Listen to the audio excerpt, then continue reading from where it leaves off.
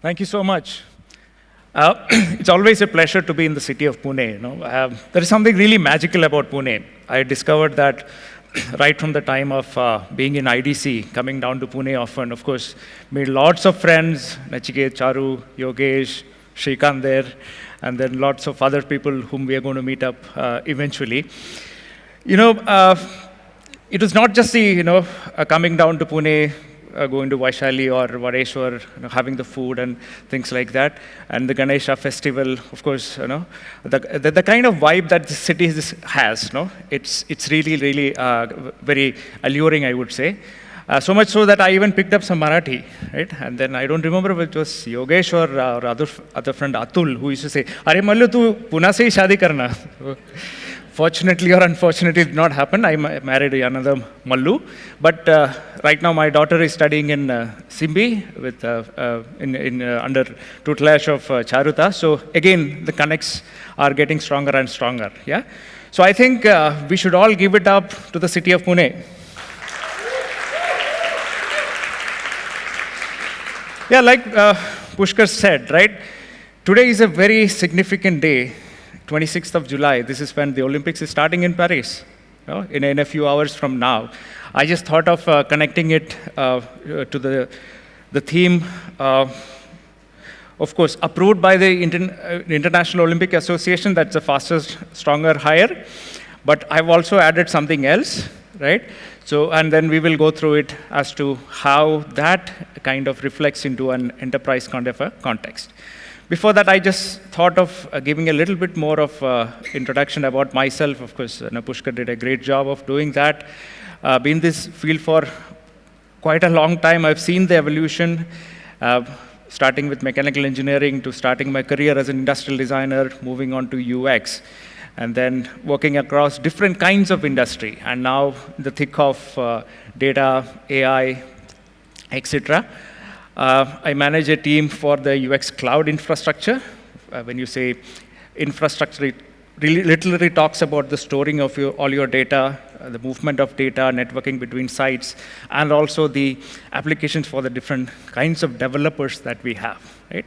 And of course, management also entitles a lot more of other responsibilities as well. Yeah.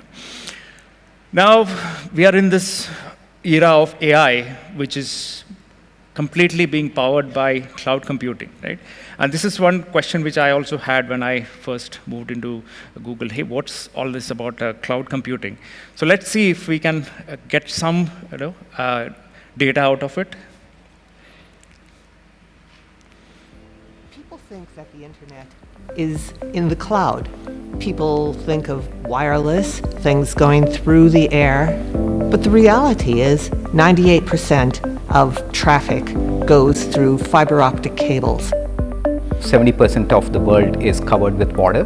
These are fiber optic cables that are laid under the water, and that's why we call them subsea cables. We have a data center in Chile. We need to connect the data center with the US.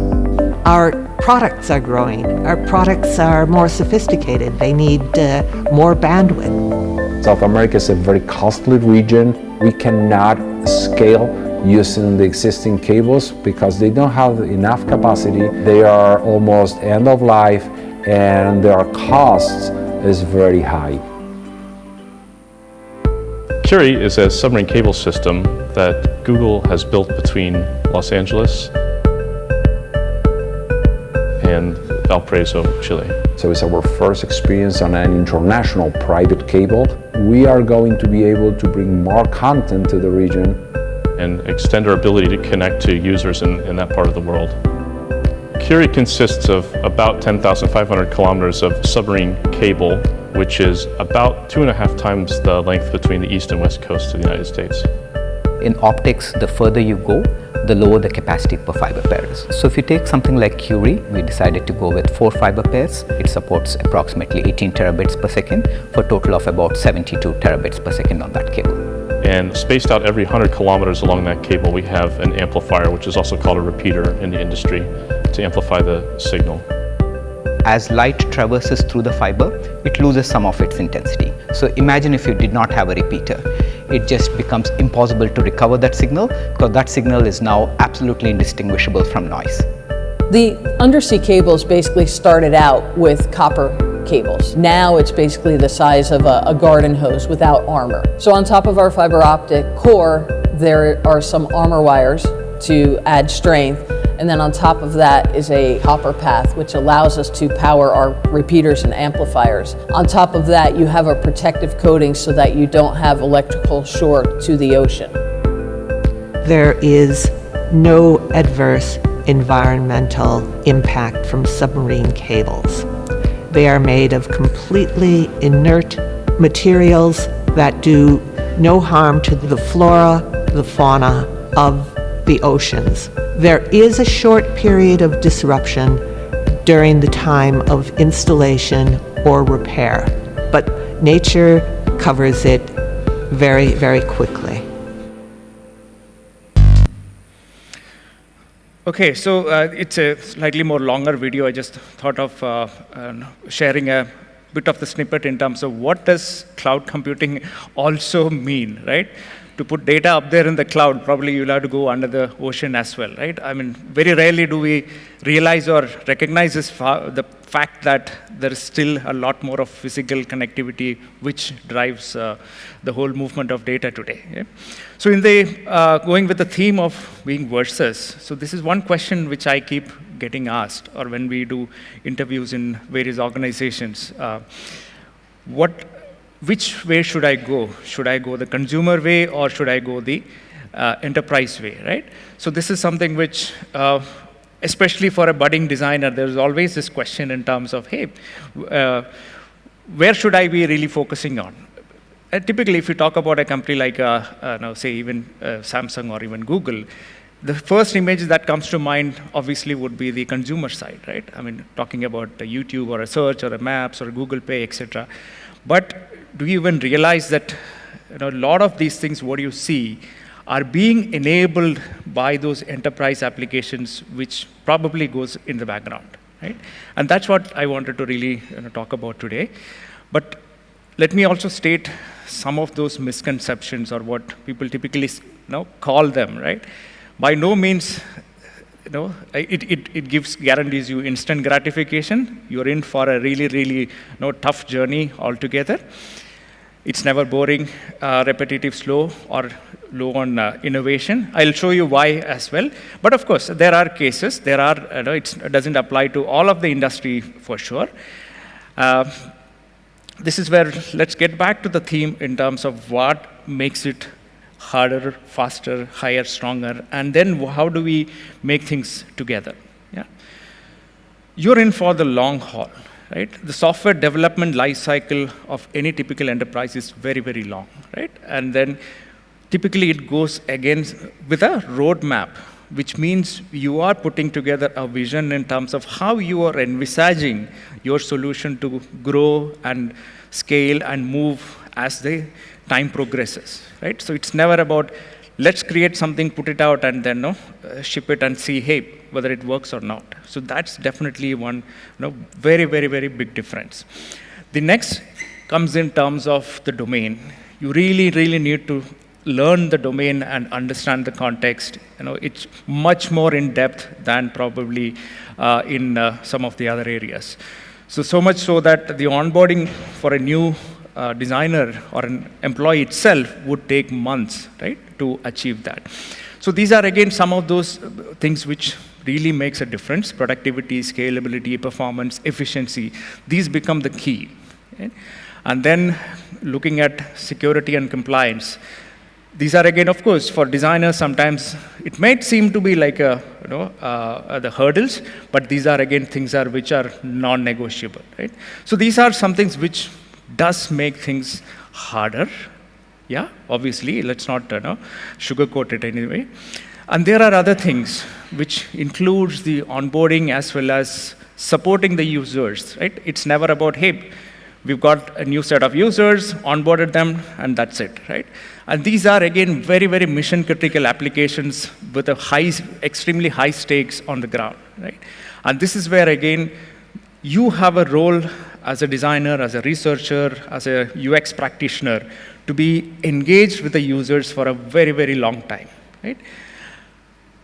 Learning curve, of course, for the users is pretty steep, yeah, because a lot of these systems are not built yet to be that user-friendly or appealing to the users. So definitely that's going to be a very, very big challenge. Right? And then, of course, if you come or happen to be in the midst of an acquisition of a merger from another company, you have a legacy system on your lap and say that, okay, please change everything into our design system, right? Then you have it. Right? These are, again, some of those big challenges which you will face in enterprise as against maybe other areas. And definitely, it's an outcome-driven thing. Nobody will ask you, okay, how pretty is your solution? How did it help move the needle, right? That's a question always being asked. And I personally think that that's a very exciting place to be in, right? Now, how do I say it is faster?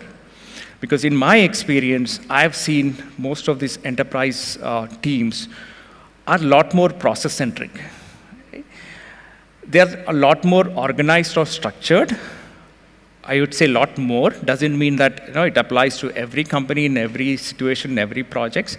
And so what I've seen at least is that a lot of those load from the research team or the designers when it comes to, say, talking about user journeys or jobs to be done, are now slowly getting transferred to the product management as well as the engineering team. Especially in our company, it's mostly the PMs or the product managers who own some of these things. So somebody raised this question of how do we really get engineering and management to understand these kind of things. It's happening. But like, again, Biju said, it starts with the you, and then using the users as your leverage. These are, again, things which are slowly moving in. Now, the other big differentiator, I would say, is how research is handled now. Right? There is a very healthy mix of using data, the quantitative part, with qualitative research, right? So if you ask me in our organization, roughly the ratio is about 1:10, quant is to qual kind of researchers, but we are looking at narrowing that ratio, I don't know, probably 1:4 or 1:5 pretty soon. So that's the level of close connects these two disciplines are having. And that's very exciting. Some of those examples are, in one of our workload management projects, we had certain drop-offs happening with the users who were migrating from one system to the other, right? And we deployed some instrumentation in terms of collecting the data in terms of why these drop-offs were happening and precisely at what point, right? Now, our quantitative researcher could crunch these data and then work with the qualitative researchers in terms of identifying some of those root causes and then fix some of them, put it back, learn, again, experiment, and then go back with a more lasting solution. So these are, again, examples wherein it's a very growing field, and I'm very happy to see places like MIT taking this qual and quant research very, very seriously to, as a part of their curriculum itself. It's very important for the future, right? And then having design systems also helps you to go faster. Doesn't mean that every company might have it, but these are, again, things which I've seen as something which helps you to go faster, even in an enterprise kind of a context. Now, the other big thing, the AI adoption, right? The cool things that you've seen, whatever Honey shared in terms of how the helmets work, right? All those things are being enabled in the cloud much long before, right? Many of these solutions, what we are talking about from a consumer side, have already been conceptualized and built and supported at the back end from the likes of cloud computing. For example, we already have solutions which are deployed for the developers to look at it from a low code to no code situations. just using prompt engineering and other ways to kind of drastically cut down on your development time, error handling, as well as rework, right? Can anyone say which is the most prevalent programming language in the world today? Python? It's English. Gone are the days of C, Python, Java, etc., right? It's all coming to English. So that's a big change, and that is all being powered from the enterprise side of the world. Similarly, enabling in terms of different kinds of applications, workload, processes, for example, even if you get a dashboard, you can today use AI to say, okay, I understand it's a beautiful dashboard, a lot of widgets and all those things are happening, but tell me where should I focus on? And your enterprise system today can tell you this is exactly where you should be focusing on. Probably these are the problem areas which should be on top of your mind. Right? So these are, again, some of those things which really makes the enterprise side very, very attractive and exciting. Now, these are 3 quotes which are not by me. It was made by some of our young team members.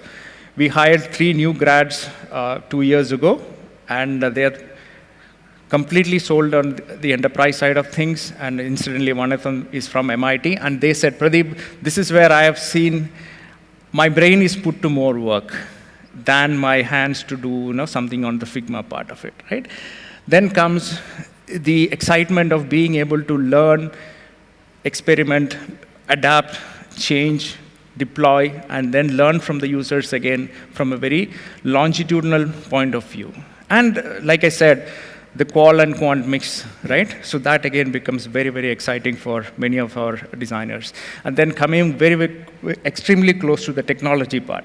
You're never away from the technology when it comes to kind of an enterprise context. So these are again pointers for those of you to consider as you look at developing your career. And scale, reach, and impact is unimaginable many of those times. It's like mind-boggling in most cases, the way some of these workloads are being supported by the enterprises, especially if you look at cloud today. Now, these are some of those aspects which the industry is saying. Why do we say that it's a stronger push? Because if you look at it, the fastest growing segment in IT industry today is enterprise. And then if you look at it, 85%, close to 85% of the industry is developing enterprise applications. And Pushkar had this question right at the beginning. Now with this digital transformation and this AI revolution, do we have enough of designers to cater to these kind of opportunities that we have? The answer is clearly no. And if you look at what is highlighted there, right?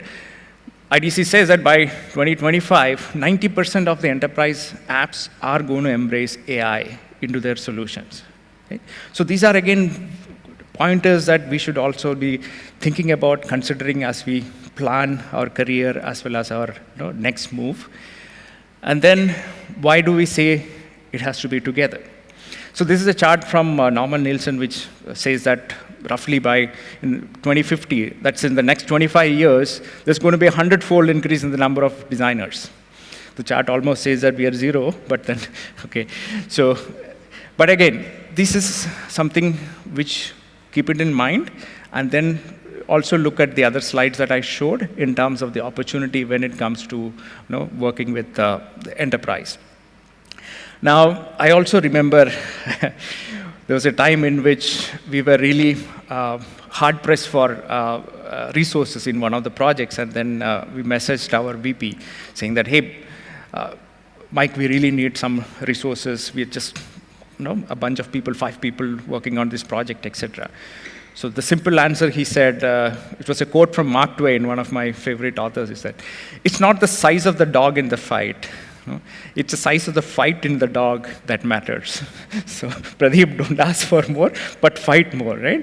So that was a very apt thing. Of course, we were pissed off at that point in time, but then that clearly reflects on how we should be looking at it from Working within constraints and working with a lot of those challenges, absolutely unpredictable nature of businesses, and then the ability to pivot and move as the situation demands. But thinking about the scale, reach, and impact, right, which are unimaginable.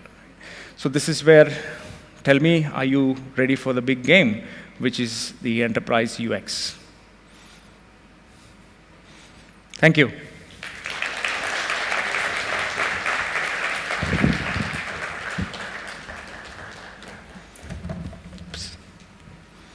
Thanks, Pradeep, taking us down the enterprise route. The last slide is actually scary. It's almost making designers look like a commodity by 2040, losing all individuality for any creativity, if any. How would you react to that slide, personally? I really don't know how they came out with that kind of a numbers. All I'm happy is that to use this chart to say that, hey, we're going to have, there's a stronger presence of designers needed, and then we need to have more of that reflecting even in the kind of industry that we are in. So it depends on how you want to use it. Yeah, by 2050, I think everybody's only studying design. Yeah. All the best for all the design schools.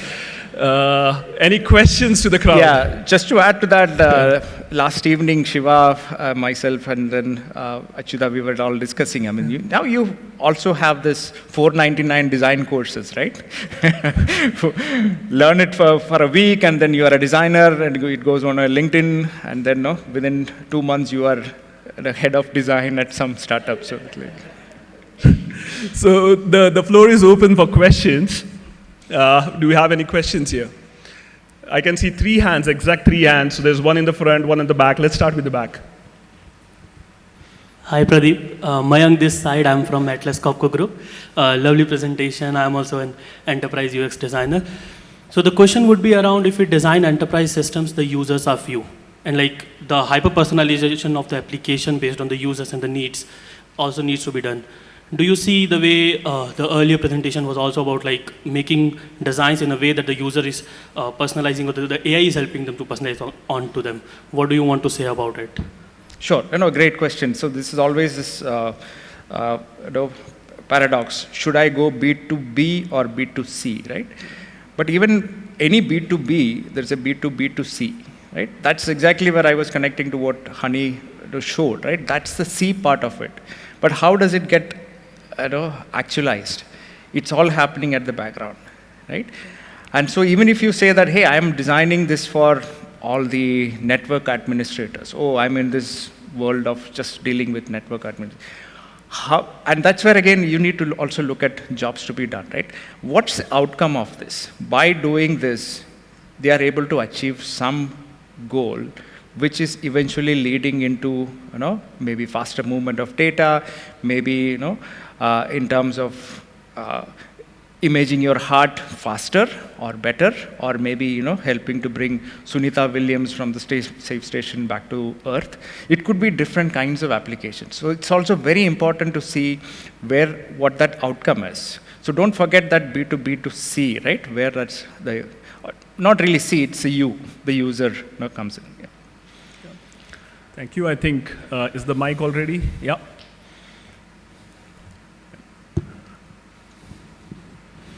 Hi, Pradeep. Vivek here. I am working with Progress as a senior UX designer. So my question is around the penetration of AI workflows into the enterprise UX. What I have seen so far is that there is little bit of skepticism around the adoption of AI. Otherwise, I mean, we would be able to avoid the Microsoft disaster. I have experienced that firsthand at Bangalore airport.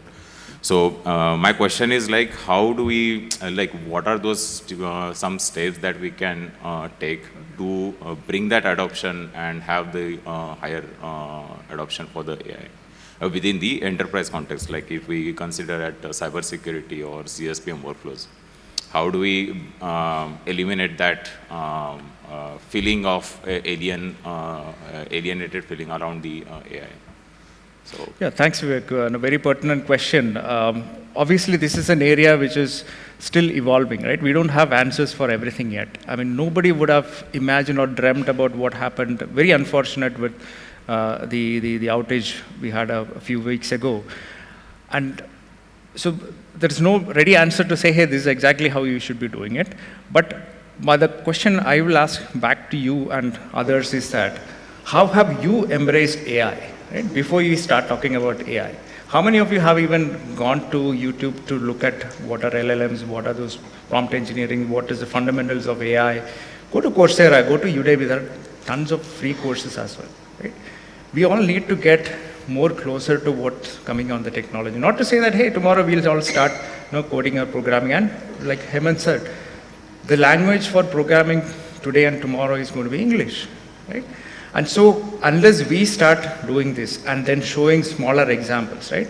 And definitely there is skepticism, and it's not like, what I showed, everything is going to go to all the customers. There are definitely, a lot of those data protection and other factors which comes in, but this is more like a one-way street, right? There's no going back. This is only way forward, and how are we able to show the way as designers in terms of use cases, applications, and there are tons of those kind of smaller apps which you can create to, make those prototypes. And then of course I couldn't show all of them, but very easy for anybody to kind of tinker with and do this. So my answer would be, what can we do in terms of making this happen rather than asking it from the other side. Got it. Yep. Thanks a lot. Thank you, Pradeep, so much. I think you raise a very important point towards the end. While we are discussing AI, how many of us have actually tried some AI? So that's a good parting note to end this talk. Thank you so much. Thank you.